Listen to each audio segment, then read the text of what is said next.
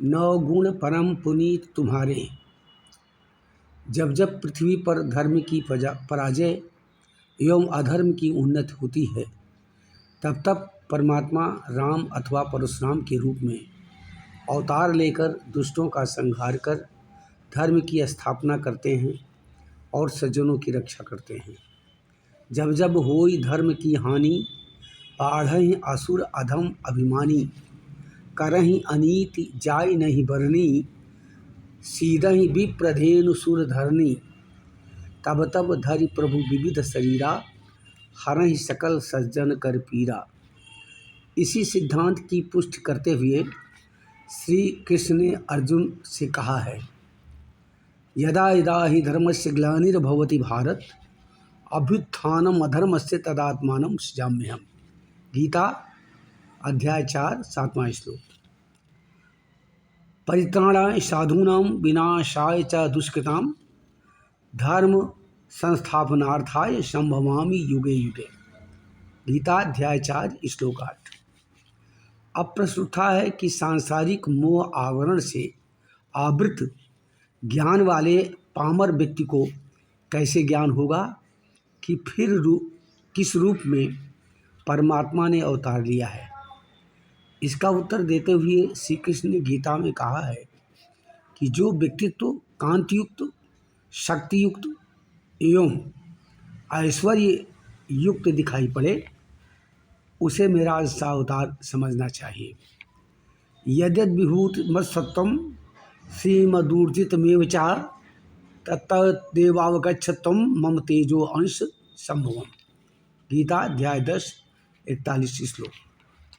भगवान परशुराम कांतियुक्त, शक्तियुक्त एवं ऐश्वर्ययुक्त तीनों थे, अतएव उनका ईश्वरत्व स्वयं सिद्ध है।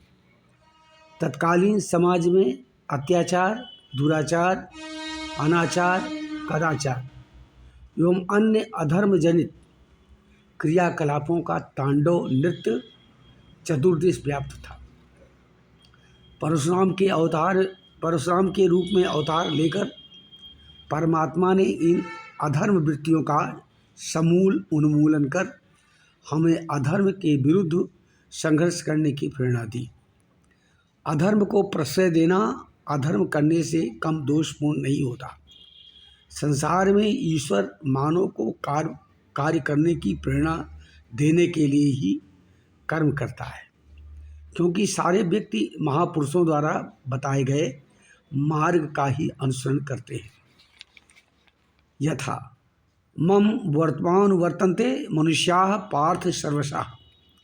गीता अध्याय 11। और यद्यदा चरत श्रेष्ठ तत्तद्देवेतरो जनाः, सा यत् प्रमाणं कुरुते लोकस्तदनुवर्तते। गीता अध्याय 3 श्लोक 21।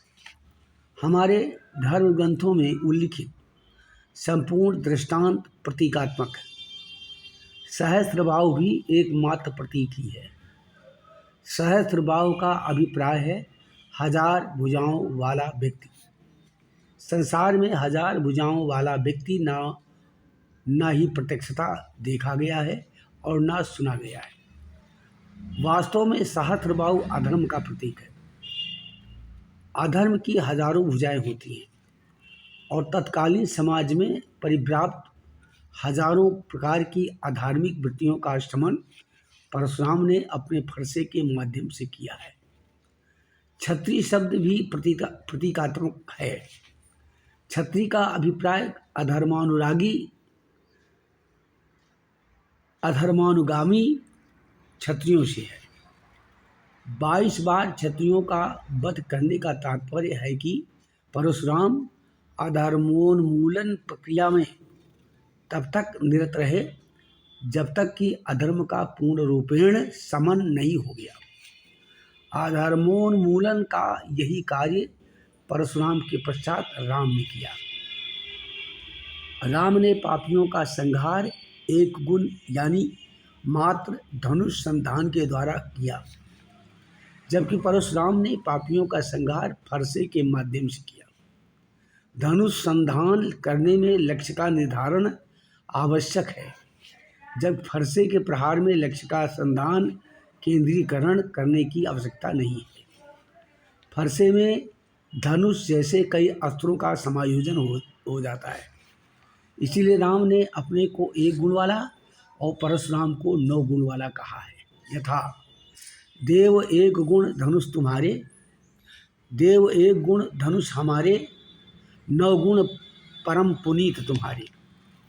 ये 9 गुण ब्राह्मण में पाए जाने वाले 9 स्वाभाविक प्रकृतिजन्य गुण योग कर्म हैं, जिनका उल्लेख गीता में निम्न रूप से किया गया है।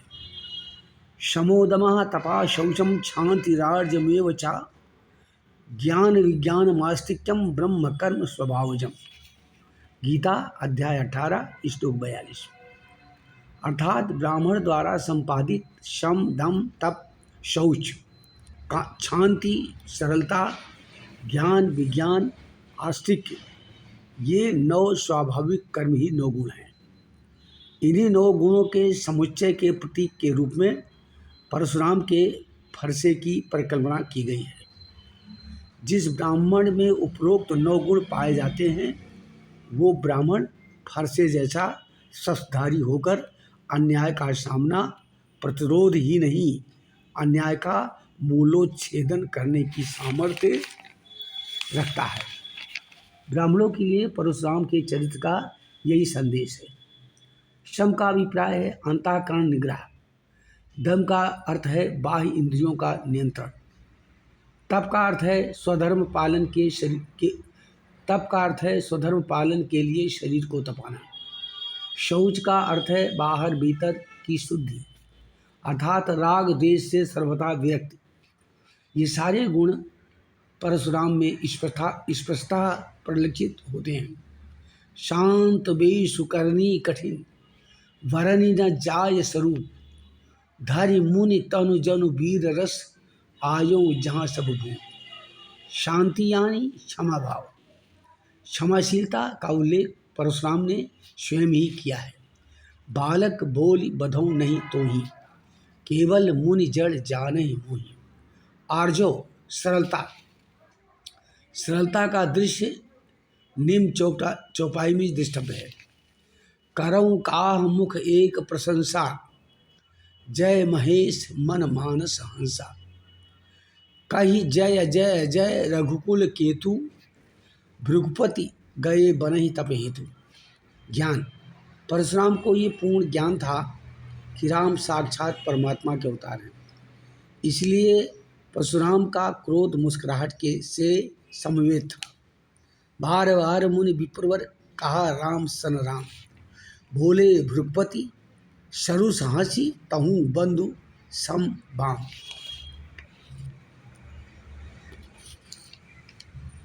बालकांड का 282 दोहा। क्रोध और हंसी साथ साथ नहीं होती, परंतु परशुराम में क्रोध के साथ मुस्कुराहट भी थी। चूँकि परशुराम का क्रोध मात्र नाटकीय अभिनय था, अतएव वे अपने नाटकीय अभिनय के प्रति मुस्कुरा रहे थे। विज्ञान, परशुराम अंधविश्वासी नहीं थे। वो राम को पूर्णतया परख कर यूँ ज्ञान की कसौटी पर कसने के पश्चात ही ईश्वर के प्रति समर्पित होना चाहते हैं। इसीलिए परशुराम ने राम से कहा, करु परितोष मोर संग्रामा, नाही तो छाण कहाऊ बरामा। राम रमापति कर धनु लेहूँ, खैचऊ मिटय मोर संदेहूँ। परशुराम संदेह का निवारण कर तत्वज्ञान ब्रह्म साक्षात्कार करना चाहते हैं। और जब बाण देते समय बाण स्वतः राम के हाथों में चला गया तो परशुराम का संदेह निवारण हो गया और उन्हें परमात्मत्व का पूर्ण ज्ञान प्राप्त हुआ। देत चाप आप ही चली गयऊ, परशुराम मन विस्मय भयऊ। आस्तिक का अभिप्राय है शास्त्र, गुरु एवं ईश्वर में आस्था रखना। परशुराम में यदि उपरोक्त विषयों में आस्था न होती तो धर्म की स्थापना एवं अधर्म का शमन क्यों करते। उपरोक्त 9 ब्राह्मण वंशीय गुणों के धारक होने के कारण ही राम ने परशुराम को 9 गुण धारक कहा है। 9 गुण परम पुनीत तुम्हारे। क्षत्रिय का अभिप्राय होता है अधर्म के विरुद्ध अस्त्र उठाना, और ये काम राम ने स्वयं अपने हाथों से किया। जो क्षत्रिय अधर्म को प्रश्रय देता है वो क्षत्रिय हो ही नहीं सकता, और उसका संहार परशुराम ने किया। क्षत्रिय का स्वाभाविक गुण निम्नलिखित है। शौर्यम तेजो धृति दाक्ष्यम युद्धे शौर्यम तेजो धृति दाक्ष्यम युद्धे चापलायनम दानम ईश्वर भावस्य छात्रम कर्म स्वभावजम। गीता 18 अध्याय श्लोक 43। आज अधर्म की स्थिति उत्थान की ओर है। समाज में नैतिक मूल्यों एवं चारित्रिक गुणों का क्षरण हो रहा है, और उनके शमन के लिए आज पुनः परशुराम के अवतार की आवश्यकता है। शम दम आदि 9 गुणों एवं स्वाभाविक कर्मों को आचरण में लेकर प्रत्येक ब्राह्मण परशुराम बन सकता है। इसके लिए दृढ़ इच्छा शक्ति, संकल्प, संयम एवं अभ्यास की आवश्यकता है।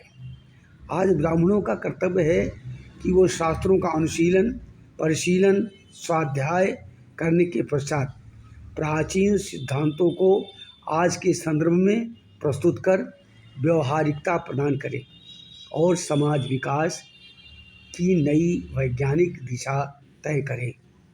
तभी अधर्म का उन्मूलन एवं धर्म की स्थापना हो सकती है एवं परशुराम की जयंती मनाने की सार्थकता सिद्ध हो सकती है।